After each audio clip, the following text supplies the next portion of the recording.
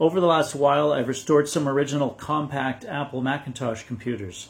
In this video, I'll describe the units I have and the work I did to restore them. The original Macintosh, released in 1984, was a huge breakthrough in personal computing. The first widely available desktop computer to feature a mouse-driven graphical user interface and advanced hardware based on the 32-bit Motorola 68000 processor and 3.5-inch floppy drive. But with only 128K of RAM and 400K of floppy storage, it was underpowered and frustrating to use, particularly due to the need to constantly swap floppy disks. The Macintosh 512K, sometimes unofficially called the Fat Mac, was released later the same year and expanded the memory by a factor of 4 to 512 kilobytes. This unit is an update called the 512KE or 512K Enhanced, which additionally upgraded the floppy drive to a double-sided unit with a capacity of 800K and expanded the read-only memory firmware to support an external hard drive such as Apple's HD20 20MB unit. The other features were the same as the original Mac 128K, an 8 MHz 68000 CPU, 9-inch 512 by 342 monochrome display, keyboard, mouse, and serial ports for printer and modem. As well as the internal 800K 3.5-inch floppy, there's a port on the rear panel for a second external floppy or a proprietary hard drive like the Apple HD20. Front panel ports include a keyboard connector and brightness control. Rear panel ports include the mouse port, the port for second floppy or proprietary hard drive, serial ports for printer and modem, headphone jack, power switch, and an optional programmer switch for reset and interrupt. The 512KE was introduced in April of 1986 at a US list price of $2,000 and was discontinued in September of 1987. This was the first Macintosh I obtained at an online auction in March of 2022. It came with an original mouse and keyboard, as well as 2 other Apple keyboards and another mouse which didn't belong to this model. The unit had minimal scratches and not too much yellowing of the case. When received, it had a floppy disk in the drive and it managed to boot up and run. It was very dirty and dusty, so I started by opening it up and giving it a good cleaning. I also disassembled and cleaned the mouse and keyboard. Several keyboard keys weren't working. Some contact cleaner squirted into the keys got them working, and I removed and washed all the keycaps. The battery used to maintain system settings was long dead, and I was able to obtain a new replacement. The floppy drive is working but wouldn't eject.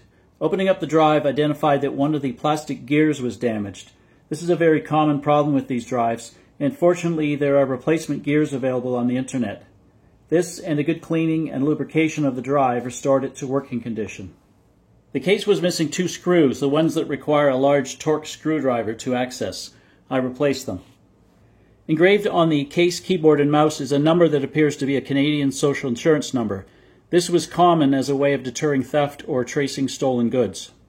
A sticker on the back of the unit indicated that it had a third-party internal hard drive, but this wasn't present inside the unit, although there was a cooling fan inside, which was typically part of the hard disk upgrade. Presumably it had failed at some point and was removed. The fan was not connected, so I removed it. The analog board, which provides a switching power supply as well as circuitry to drive the monitor, has a number of electrolytic capacitors which often start to fail on units of this age. I replaced these capacitors with equivalent new parts. The logic board, which contains the digital circuitry including the CPU, RAM, and ROM, was also recapped. The electrolytic capacitors were replaced with tantalum types. The computer originally had an optional programmer switch, which when installed allowed pressing buttons for reset and interrupt. It was missing, but I 3D printed one using a 3D model I found. It's useful during software development or testing to be able to reboot without cycling power or to enter a debug program. I found a source to order some 3.5-inch floppy disks. These need to be double density disks which support 400 or 800K of storage, and not the later 2HD disk designed for 1.44 megabytes. The lower density disks lack the second hole in the disk. I already had a floppy EMU from Big Mesa Wires which emulates an external Mac floppy disk or hard drive. I had been using it with my Apple IIc. This allowed downloading old Mac software from the internet, writing it to an SD card, and using it with the Mac. Several sites have large collections of classic Mac software, including the Mac OS. This unit can run up to System 6.0.8. Using the floppy EMU, I was able to generate some bootable floppy disks and run various applications. The floppy EMU can emulate up to a 2 GB external hard drive, providing a lot of storage. At the time, Apple only sold a 20 MB hard drive, so it's 100 times that capacity. With the additional memory, this model can run a lot more software than the original 128K Mac, and the hard drive avoids floppy disk swapping. After restoration, this is a nice little computer that's complete and can run a word processor, spreadsheet, games, and other applications, booting from floppy or an emulated hard drive. The Mac Classic was introduced in October of 1990 at a US list price of $999 or $1,499 depending on options, and was discontinued in September of 1992. Like other classic Macs, it featured an 8 MHz 68,000 CPU and an integrated 9-inch 512 by 342 monochrome display, 2 serial ports, headphone jack, and keyboard and mouse. It supported 1, 2, or 4 megabytes of RAM and had room for 1 internal floppy drive, or 1 floppy and 1 hard drive, as well as a connector for an external floppy drive and SCSI hard drives. The internal floppy drive supports the original 400K and 800K formats, as well as the newer 1.44 megabyte format, providing data compatibility with the IBM PC. It was intended to compete against the less expensive IBM PC incompatibles and was the first Mac to sell for under $1,000. The cost was reduced by the use of custom chips for many functions, surface mount technology components, lower cost manufacturing in Singapore, and removal of some hardware like a brightness control. It can run macOS versions up to 7.5.5. This unit was actually built from parts from 2 Mac Classics. The first was purchased from eBay. The case was in good shape, but it was said to be non-working. It came with no mouse or keyboard. When received and opened up, I saw that it had a common problem with these old Macs. The battery had exploded and leaked acid all over the logic board, making it non-functional and pretty much unrepairable. While this doesn't look too bad, some parts have fallen off, acid has eaten away at the tracks, and a lot of the component pins have been totally eaten away by acid. The analog board, CRT, and floppy and hard drives were in pretty good shape, as well as the case. To get it working, I would need at least a good logic or CPU board. A second Mac Classic was bought on eBay from a seller in Quebec, Canada. It came with no keyboard or mouse, but it had 4 megabytes of RAM, fully loaded, internal floppy disk, and a 40 megabyte internal hard drive. It had the French macOS 7.0.1 installed on the hard drive. The case was not in great shape, with a lot of scratches. As received, it had no battery damage and booted from the hard drive. I replaced the PRAM battery used for maintaining settings and recapped the logic board and analog board. I replaced the PRAM battery used for maintaining settings and recapped the logic board and analog board. Sound wasn't working, but worked after recapping. The internal floppy was good and worked with 400K, 800K, and 1.44 megabyte formats. I adjusted the power supply voltages and adjusted the CRT. I combined the best parts of the 2 units to create the restored system: the case, analog board, and some internal parts of the first machine, and the logic board, floppy, and hard drives from the second. I set it up to run Mac System 7.5.5 as well as the older 6.0.8, which runs faster but lacks some features like the multi-finder, which supports multitasking. It will boot from the internal floppy, internal hard drive, or external floppy emulator. This model also has a unique feature. A small operating system image is stored in ROM and can be booted by hitting the Command, Option, X, O keys on boot up.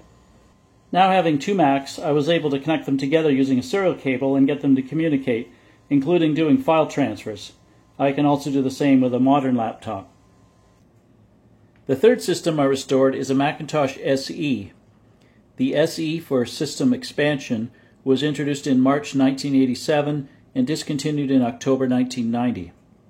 It used the same 8 MHz Motorola 68000 microprocessor and 512 by 342 monochrome video as the other units in this video. RAM was 1 megabyte standard and could be expanded up to 4 megabytes. It has an internal floppy drive with a second internal drive bay for a hard disk or a second floppy.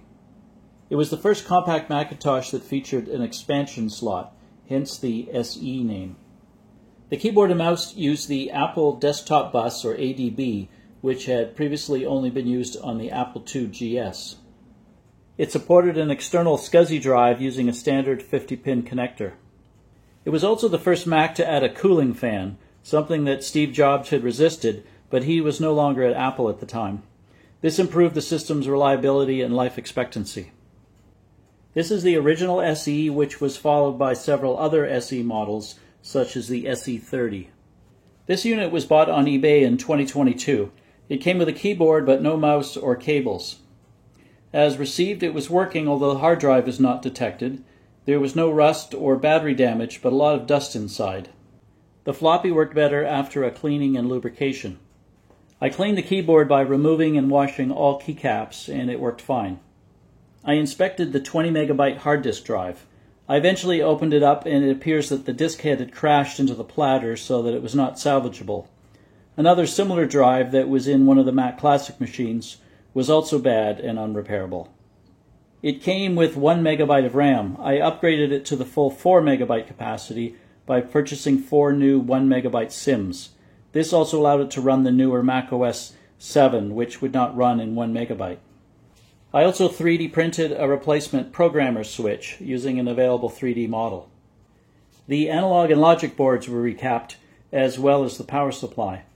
The switching power supplies in the SE were made by Apple by one of several manufacturers. This one was made by Aztec. I bought commercially available cap kits, which made it easier to get the correct parts. I replaced the PRAM backup battery with a new one. The seller had mentioned that the unit was noisy. It was in fact the cooling fan. The fan was the original squirrel cage type, and even after cleaning and lubrication it was very noisy, in fact too much so to be usable. I ordered a replacement muffin fan and 3D printed a bracket which allows it to fit in the correct position for good airflow out of the case. Later production runs of the Mac SE switched to a muffin fan. The SE ROM size increased from 64 kilobytes in the original Mac to 256 kilobytes, which allowed the development team to include an Easter egg hidden in the ROMs. By jumping to address 41D89A from the debugger, it's possible to display 4 images of the engineering team.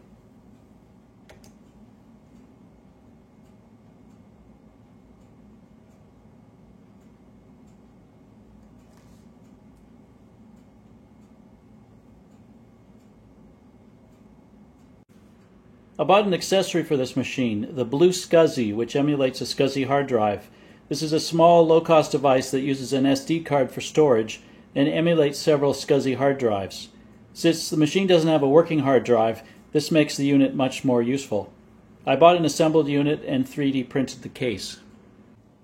The unit also came without a mouse, but I could use the one from my Mac Classic, which also uses the same ADB interface. As another option, I purchased the Big Mesa Wires Wombat ADB USB adapter. This allows using a USB keyboard and/or mouse with a classic Mac that uses the ADB interface. Here I'm using it with a generic USB mouse as well as an Apple USB keyboard. A nice feature of the unit is that it can convert in both directions, so you can also use an ADB mouse and/or keyboard with a computer that uses USB for the mouse and keyboard. I've done that with a modern laptop. Given their age, these more than 30-year-old computers still feature a reasonably modern user interface. They just lack color and a large screen. Restoring an old Mac can be a lot of fun and can be addictive. A Facebook group has many people actively restoring these old Macs and sharing advice. I don't plan to restore any others, unless I see one at a good deal. Come to think of it, a Mac SE30 would be nice. It's generally considered to be the best of all of the early Macs.